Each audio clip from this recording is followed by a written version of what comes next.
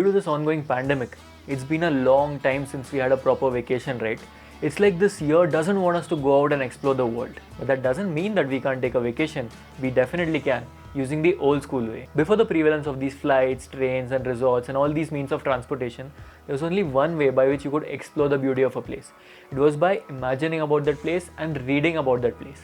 Basically, taking a mental vacation. Now what if rather than reading about the place, we read a story which is centered around that place? It would give us an enhanced experience. It would help us to capture the little nuances of that place. It will help us to capture the little beauty which is present in the place. Because stories connect us all. Hey guys, welcome to this new video. So I've done this kind of a video format before. You can check it out in the I button here, in which we had taken a mental vacation to 5 Indian destinations. But in this video, because a lot of you guys suggested this video, we are going to take an international vacations. Our budgets are high. So I've selected 5 international destinations and I'll be suggesting 5 books which are centered around these places so that you can take a mental vacation to these places. I've prepared an exciting itinerary for you guys. Make sure you watch the video till the end. You may never know which thought or fact may resonate with you and change the course of your life. So pack your mental bags and let's take a mental vacation.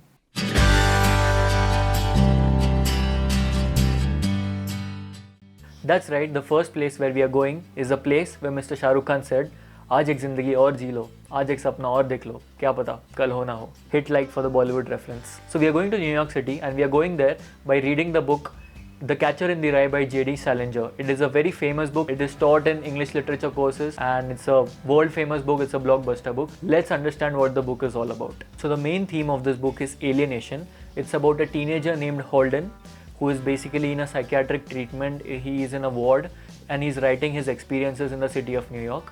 So he's basically a very lonely kid. He's that angry teenager who has been thrown out of school and he has no one to talk to. He's very lonely. He is centered in his own shell. He's writing about all the experiences that he had in New York. The novel tells that how people are fake. There are some instances in the book which tell you that people can be fake and people can be genuine at times. They change their colors a lot. It's basically an exploration of mentality, an exploration of your own insecurities and the backdrop is in the city of New York.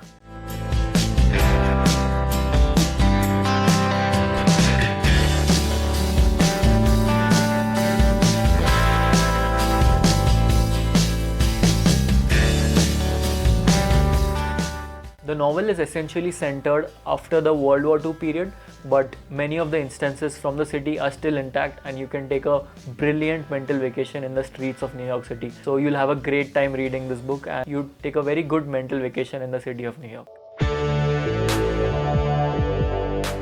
So the next mental vacation where we are going is actually a difficult place to go. Not many people have gone there, but you can go there and you can explore the place fully. So you're going to trek with me to Mount Everest, which you all know is the highest mountain in the world.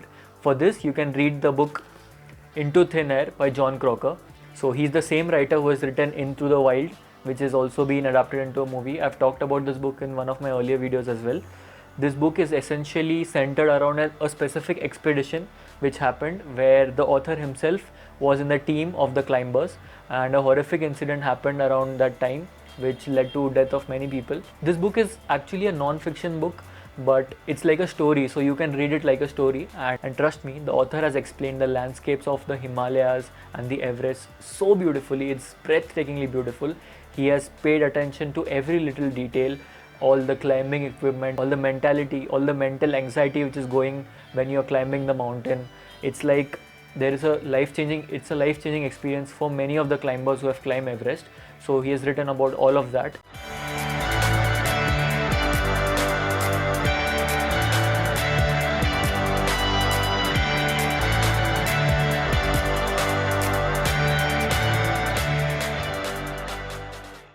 It's going to be one hell of an experience if you read this book. It is a very detailed account, but I'm sure you'll get to understand the mountain more. You'll get to understand the madness which people have into climbing that mountain. So yeah, we are going to take a mental vacation to Everest by reading this book.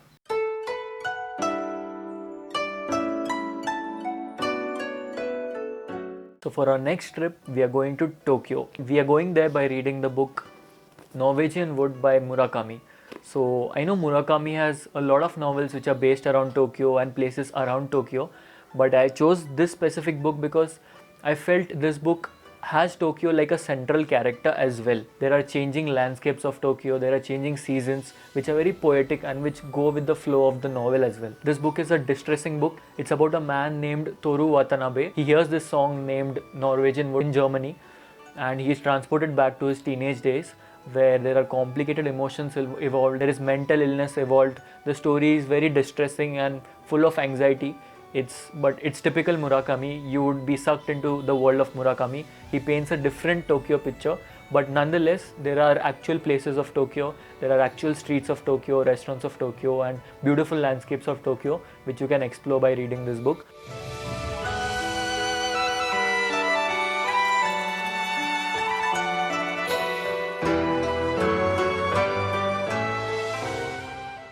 It's a great book. Like all other Murakami books, you are transported into his world, and he has that power to take you in every direction whichever he wants to. So that way you can explore Tokyo by reading Norwegian Woods.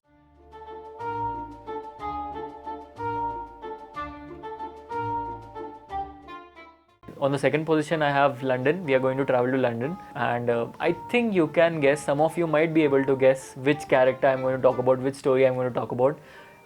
This is an iconic character made into a lot of shows. He's been made into a lot of different versions of the novel. These stories have portrayed London in a very extravagant way, in a very stylish way, and I feel I've been to London many a times by reading this book.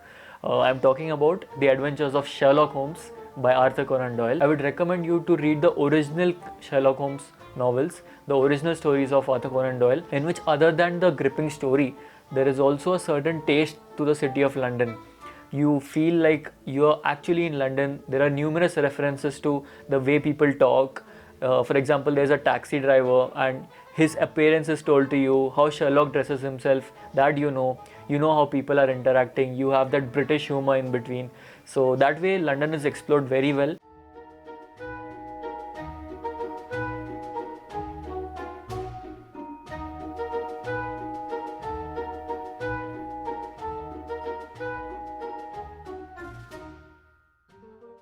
So whenever you want to go to London, you can definitely read Sherlock Holmes.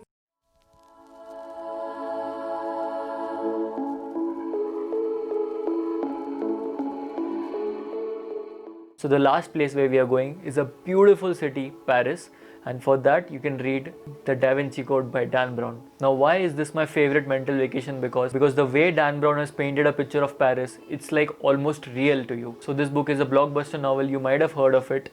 It's about Robert Langdon's adventures, who is a Harvard symbologist. It's basically one of his adventures. All the places mentioned in the book are actually present in Paris. The hotel in which Robert Langdon is living, the Ritz, be it the Louvre Museum where we find Mona Lisa's painting, the streets of Paris, and the restaurants of Paris. It's beautiful.